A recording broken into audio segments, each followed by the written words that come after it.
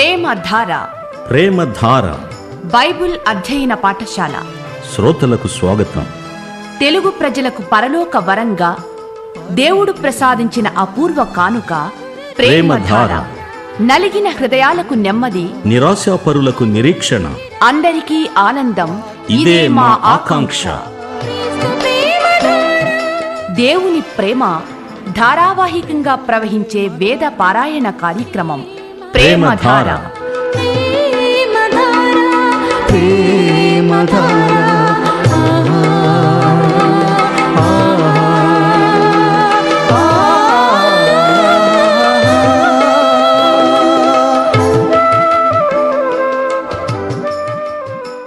సోదరీ సోదరులారా, మీరంతా బాగున్నారా? ప్రతిరోజు క్రమంగా వాక్యాన్ని పారాయణం చేస్తున్నారు గదా. మీరు ముందుగా బైబిల్లో ఆదికాండంలోని ఒక అధ్యాయం పూర్తిగా చదివి రావాలి.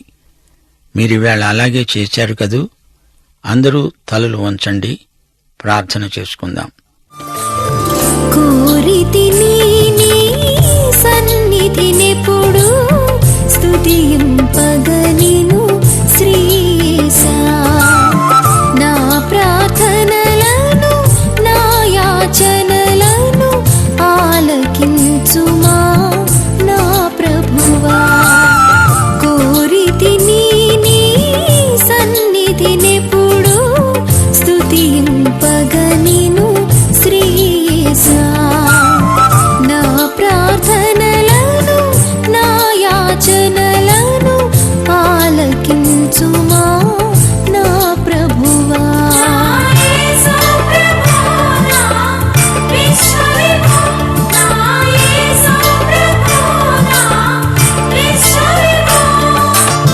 కోరితిని నీ సన్నిధినెప్పుడు స్తుతింపగనిను శ్రీయేసా. నా ప్రార్థనలను నా యాచనలను ఆలకించుమా నా ప్రభువా. ప్రేమగల తండ్రి, మహిమగల దేవా, మేమందరము మీ పాదాల చెంత సమకూడి ఉన్నాము.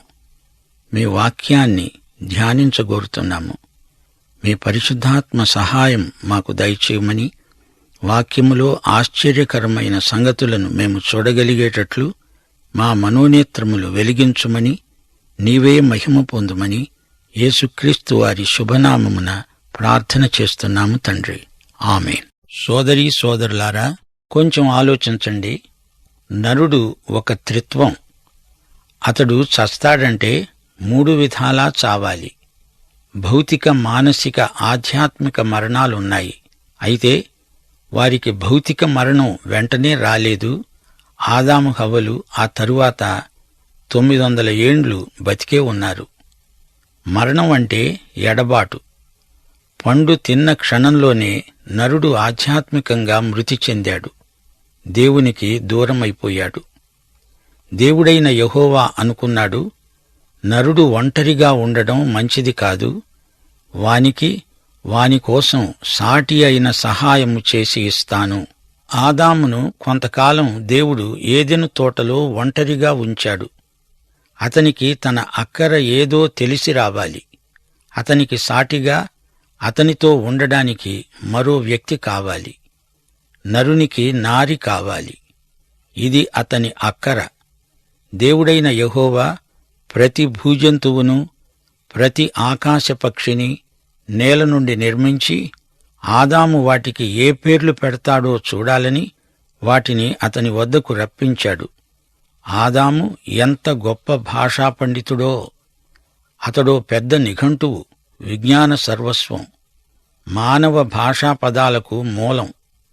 దేవుడు ఒక కుక్కను, ఏనుగును తెచ్చి ఎదట ఉంచి, అబ్బాయి, వీటికేం పేర్లు పెడతావోయ్ అంటే, తండ్రి, ఇది కుక్క, ఇది ఏనుగా అన్నాడు ఆదాము. ఆదామా, నీకు జేజేలు, పరీక్షలో నెగ్గావు. హవ్వ ఆదాముకు సాటి. వారి జీవితం ఒక మనోజ్ఞ కావ్యం, హవ్వాదామీయం. ఆదాము సహాయం హవ్వ. ఇద్దరి వ్యక్తిత్వాలు పరస్పర సంపూరకాలు. హవ్వ లేకపోతే ఆదాము సగమే. పురుషుడు ప్రశ్న, స్త్రీ జవాబు. అతడు లేక ఆమె లేదు, ఆమె లేక అతడు లేడు. ఇప్పుడు మనం ఆదికాండం 2వ అధ్యాయం 20వ వచనం వరకు వచ్చాము. జాగ్రత్తగా వినండి. స్త్రీ సృష్టి ఎలా జరిగిందో వాక్యము నుండి కొన్ని సత్యాలు మనము నేర్చుకోబోతున్నాము.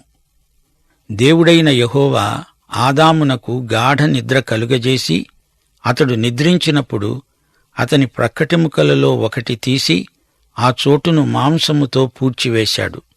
తరువాత దేవుడైన యెహోవా తాను ఆదాము నుండి తీసిన ప్రక్కటెముకను స్త్రీనిగా నిర్మించి ఆమెను ఆదాము నొద్దకు తీసుకొని వచ్చాడు.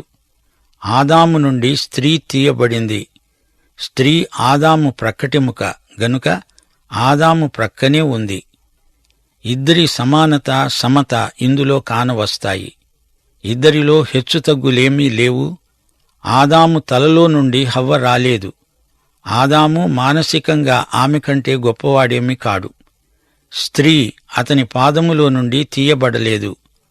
ఆమెను అతడు అణగద్రొక్కటానికి వీల్లేదు. ప్రక్కలో నుండి ఆమెను తీశాడు గనుక ఆమెకు అతనితో సమాన ప్రతిపత్తి ఉంది. ఇద్దరి మధ్య మమత, సమత ప్రవర్తిల్లాలని దేవుని చిత్తం. హవ్వ ఆదాముకు అర్ధాంగి. దేవుడు అంటున్నాడు, స్త్రీలారా, మీ భర్తలకు లోబడి ఉండండి. అంటే ఏమిటి? మీరు మీ భర్తలకు బాధ్యురాండ్రు. అతని ప్రేమ వైఖరికి ఈమె ప్రతిస్పందన. పురుషునిలో 2వ సగం భార్య. ఆమె లేకుండా అతడు సగం మనిషి. నా సోదరీ సోదరులారా, నా మాట నమ్మండి. హవ్వ అతిలోక సుందరి. అసలు స్త్రీలో ఏమైనా మార్దవం, అందం ఉందంటే అదంతా హవ్వ తల్లి నుండి సంక్రమించిన లక్షణమే. హవ్వ రూపం, గుణం అందమైనవి. ఆమెలో ఎన్నెన్నో అందాలున్నాయి. ఆమె బాహిర సౌందర్యం, అంతఃసౌందర్యం ఒకదానితో ఒకటి పోటీ పడుతున్నాయి. ఆమె అందాల దీవి, సుగుణాల రాశి. ఆదికాండం 2వ అధ్యాయం 23వ వచనం. అప్పుడు ఆదాము అన్నాడు, నా ఎముకలలో ఒక ఎముక, నా మాంసములో మాంసము. ఈమె నరునిలో నుండి తీయబడినది గనుక నారి అనబడుతుంది. హీబ్రూ భాషలో ఇష్ అంటే పురుషుడు, ఇషా అంటే స్త్రీ. ఈమె అతని అర్ధాంగి. అతడు ప్రశ్న, ఆమె జవాబు. పురుషుడు నాయకుడు, స్త్రీ నాయిక. దేవుడు అతణ్ణి ముందు సృజించాడు. అతడు ముందు ఉన్నాడు, ఆమె అతని వెంట నడుస్తుంది. పురుషుడు వీరుడు, ఆమె వీరనారి. అతడు చక్కగా నడుస్తూ ఆమెను నడిపిస్తాడు. పురుషుడు ప్రేమికుడు, ఆ ప్రేమకు ప్రతిస్పందన స్త్రీ. అతడే ముందు చెప్పాలి, ప్రియసతీ, నిన్ను ప్రేమిస్తున్నాను. అప్పుడామె బదులు చెబుతుంది, ప్రేమిస్తున్నాను అంటుంది. భర్తే భార్యకు ప్రేమను ఇచ్చి పుచ్చుకుంటాడు. అతడు మంచి భర్త అయితే ఆమె మంచి భార్య. ఇది సరైన సమీకరణం. దారి చూపాల్సినవాడు భర్త. కాబట్టి పురుషుడు తన తండ్రిని, తన తల్లిని విడిచి తన భార్యను హత్తుకుంటాడు. వారు ఏకశరీరమై ఉంటారు. అంటే భార్యకు భర్త బాధ్యుడు, అతని దారి జవాబుదారి. ఇక మీదట అతడు తన తల్లిదండ్రులకు బాధ్యుడు కాడు. కొత్త అధికారాలు, కొత్త సంసారం. అప్పుడు ఆదాము, అతని భార్య, వారిద్దరూ దిగంబరులై ఉన్నారు. అయితే వారు సిగ్గు ఎరుగక ఉన్నారు. వారికి వస్త్రాలు లేవా? వారు వివస్త్రులా? నేనలా అనుకోను. వారికి మహిమ, వెలుగు వస్త్రాలేవో ఉన్నాయి. స్త్రీ పురుష సృష్టిలోని ఆకర్షణ అనిదం పూర్వము, అనితర సాధ్యము. దేవుడు వీరిద్దరినీ జత చేశాడు. వీరు దంపతులు, భార్యాభర్తలు. దేవుడు వీరిని జతపరిచాడు. దేవుడు తన ప్రజలకు కొన్ని వ్యవస్థలు అనుగ్రహించాడు. వాటికి మనుషులు విధేయులవ్వాలి. వివాహము అట్టి వ్యవస్థ. పెండ్లి కానివారు వైవాహిక నిబంధనలను మన్నించాలి, పాటించాలి. దైవ నిర్ణయానికి తలవొగ్గాలి, తప్పదు. వైవాహిక నియమాలను నేడెందరో ఉల్లంఘిస్తున్నారు. శోచనీయం. కీర్తనలు 2:2. నేడు ఎందరో దంపతులు యుగళగీతంగా పాడుతున్నారు. మనము వారి కట్లు తెంచి పారేద్దాము రండి, బంధాలను మన వద్ద నుండి పారవేద్దాం పట్టండి అని చెబుతున్నారు. వైవాహిక నియమాలు దేవుడు పెట్టినవి. అవి మాకు వద్దు అంటే మాకు దేవుడే వద్దు అంటున్నారని అర్థం. ఆదిమానవుణ్ణి దేవుడు నేరుగా సృజించాడు. కాని నారిని అలా కాదు, పరోక్షంగా నరునిలో నుండి తీశాడు. స్త్రీ పురుషులలో ఉన్న భేదాలు విభిన్నత్వంలో ఏకత్వం. ఆమె శృతి, అతడు లయ. ఆమె సంగీతం, అతడు సాహిత్యం. అతడు మాట, ఆమె పాట. ఆమెను అతని కోసం సృజించి కానుకగా ఇచ్చి కన్యాదానం చేశాడు దేవుడు. ప్రథమ దంపతులారా, మీ కలయిక మాకు శ్రావ్య సంగీతం. ఈ అధ్యాయంలోని అంశాలు ఎంతో ఆసక్తిదాయకమైనవి. మానవుని సృష్టి, అతనికి నివాసయోగ్యమైన భూమి, అతనిపై దేవుడు ఉంచిన గురుతరమైన బాధ్యత, అతనికి దేవుడిచ్చిన సాటి సహాయం, స్త్రీ సృష్టి, ఈ అంశాలు అతి ప్రాముఖ్యమైనవి. భార్యాభర్తల గుర్తింపు. భర్తలారా, మీ భార్యలను ప్రేమించండి అనే దైవాజ్ఞ. సోదరీ సోదరులారా, మన సృష్టికర్త దేవుడు. అందుచేత మన అనుదిన జీవితంలో మనం దేవునికి బాధ్యులం. ఆయనకు లెక్క అప్పచెప్పాలి. ఈ అధ్యాయంలో మనం దేవునికి మానవునికి మధ్య ఉండవలసిన పరస్పర సంబంధాన్ని చూచాము. మానవుడు తన సృష్టికర్తను ఆరాధించాలి, దేవునికి సేవ చెయ్యాలి, దేవుని పట్ల ప్రభుభక్తిని చూపాలి. మానవుడు తనకు దేవుడిచ్చిన అధికారాన్ని దుర్వినియోగం చేయకూడదు. సామాజిక జీవితమందు ప్రభువును సర్వదా మహిమపరచాలి. ఇదే ఈ అధ్యాయమంతటిలో సందేశం. సరే, ఇప్పుడు 3వ అధ్యాయానికి వస్తున్నాము. ఈ అధ్యాయంలో సర్పం కనిపిస్తాడు. ఇతడు దేవుని వాక్యాన్ని ధిక్కరిస్తాడు. ఆదాము హవ్వలు సర్పవాక్కు నమ్మి పాడైపోయారు. మానవుని భవిష్యత్తును గురించి దేవుడు రూపొందించిన ప్రణాళిక, విమోచన సత్య సిద్ధాంత దర్శనం, ఇవన్నీ ఈ అధ్యాయంలో పొందుపరచబడినవి. ఆదికాండం 1-2 అధ్యాయాలలో నరుడు అమాయకుడు. అంతా పరిపూర్ణ దశలో ఉంది. దేవునికి మానవునికి మధ్య మంచి సహవాసం ఉంది. అయితే 3వ అధ్యాయంలో అపశృతి వచ్చింది. ఇక చూడండి, 4వ అధ్యాయం మొదలుకొని 11వ అధ్యాయం వరకు మానవత ఎలా చెడిపోయిందో కన్నులకు కట్టినట్లు కానవస్తుంది. అసూయ, కోపం, హత్య, అబద్ధం, దుర్మార్గం, అవినీతి, తిరుగుబాటు, తీర్పు అడుగడుగునా కానవస్తాయి. ఈ దుర్గుణాలన్నీ ఎక్కడి నుండి వచ్చాయంటారు? వీటికి ఉత్పత్తి స్థానమేది? ఈ పాపానికి అంకురం ఎక్కడ మొదలైంది? దీనికి జవాబు ఆదికాండం 3వ అధ్యాయంలో మీకు లభిస్తుంది. ఈ 3వ అధ్యాయం మానవ చరిత్రలోని నాటకీయమైన దుష్పరిణామానికి ఆరంభం. ఇదే ఉత్పత్తి. 6000 సంవత్సరాల క్రిందట జరిగిన సంఘటనల వల్ల వచ్చిన విపరిణామమే నేటి లోక పరిస్థితి. సైతాను మానవతకు దేవునికి బద్ధశత్రువు.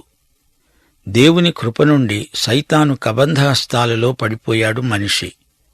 మానవుడు దేవుని వద్ద నుండి పారిపోవటానికి ప్రయత్నం చేస్తున్నాడు. పాపము చేసిన మానవుని పట్ల దేవుని వైఖరి ఏదో ఈ అధ్యాయం మనకు చూపుతుంది.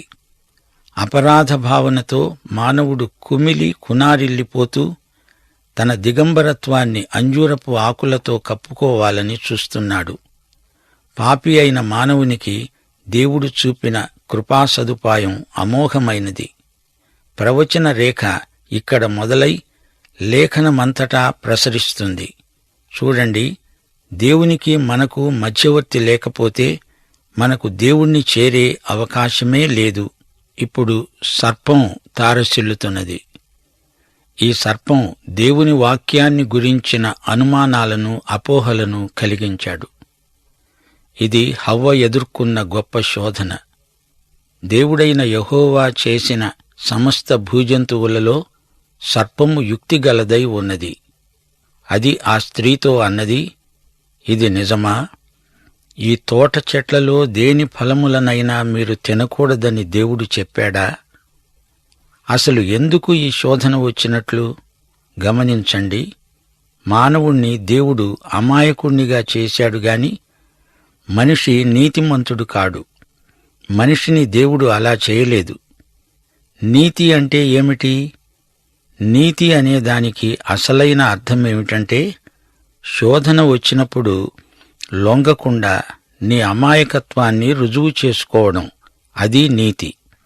శోధన నిన్ను అభివృద్ధి చేయగలదు, లేదా నిన్ను నాశనం చేయగలదు కూడా.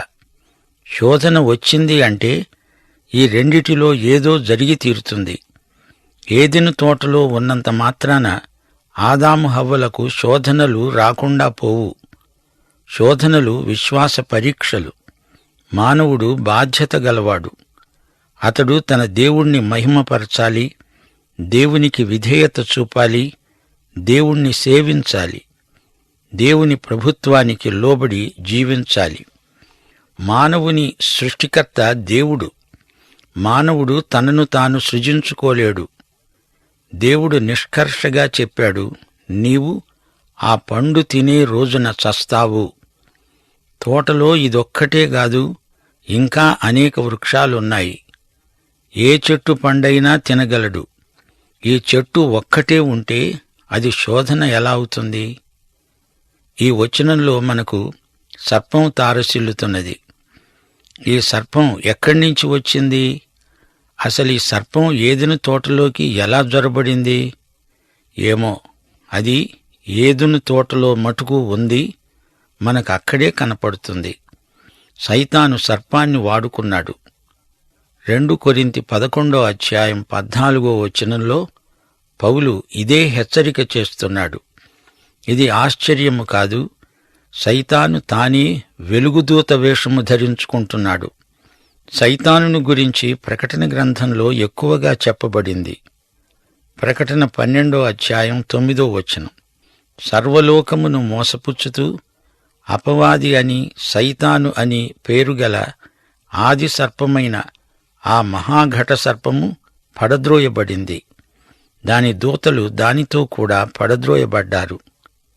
ప్రకటన గ్రంథం 20:2 కూడా ఈ సైతాను పేర్కొనబడ్డాడు. అతడు ఆది సర్పమును అనగా అపవాది సైతాను అనే ఆ ఘటసర్పమును పట్టుకొని 1000 సంవత్సరాలు వానిని బంధించి అగాధములో పడవేశాడు. ఈ సర్పం మామూలు పాము కాదు. దీనికి విపరీతమైన దుష్టశక్తి ఉంది. ఈ ఘటసర్పం పుట్టుపూర్వోత్తరాలు యెషయా గ్రంథం 14 యెహెజ్కేలు 28 తేటగా చెప్పబడి ఉన్నాయి. ఆదికాండం 3:2-3 ఆ స్త్రీ సర్పముతో అన్నది, ఈ తోట చెట్ల ఫలములను మేము తినవచ్చును.